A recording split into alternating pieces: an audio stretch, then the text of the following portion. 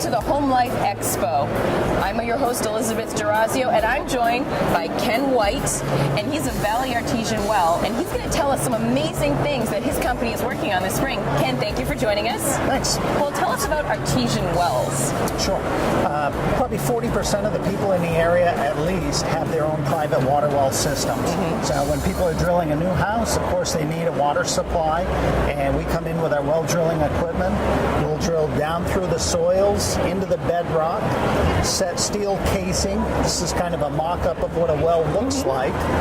And then we drill down through the bedrock until we encounter fractures that bear water and set people up with a water well system for their home. Now, in this area, it can be a little bit challenging. We have a lot of granite. Radon can pose an issue. How do you help your customers deal with things like that? After the well's completed, we'll run the water for a while. We usually add chlorine at the end of the process to sanitize the well and get a good fresh start. We'll send the water out to be tested.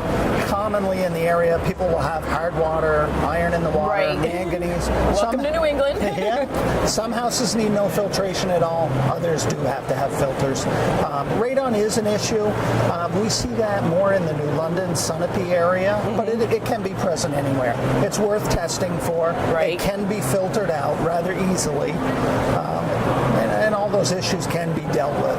There's no reason for anybody to have water that has rust staining, sulfur smells, radon, any of that. It can all be treated. And it prolongs the life of your appliances if you're able to treat that now, right? Absolutely. Yep, water softeners in particular. If people have hard water, they'll get lime scale that'll build up on heating elements, in dishwashers, on the tips of faucets. A water softener will prolong the life of all of your appliances and make the heating happen more efficiently. Now, what do you recommend to a homeowner? Let's say they've had their home a while, and they're thinking, I don't need to have my well checked. What do you recommend they do perhaps to give it a freshening up? It still is worth having the water tested from time to time. I'm not saying that they have to test it every year, but it wouldn't be a bad practice to have your water tested at least once every 5 years, just to take a look and see what's going on, make sure there's no bacteria issues. Somebody that's been in the house for 15, 20 years, it's probably time to start thinking about replacing the pump system or the pressure tanks. The pumps have long longevity, but they don't last forever. And a lot of times it's nicer to replace it before it actually breaks and wind up out of water. And that also helps with efficiency as well. We're all about efficiency now. One of the things we have now, like this controller right here is called a Pentec IntelliDrive. It's something that's new to the market in the past 10 years. We've had great luck with them.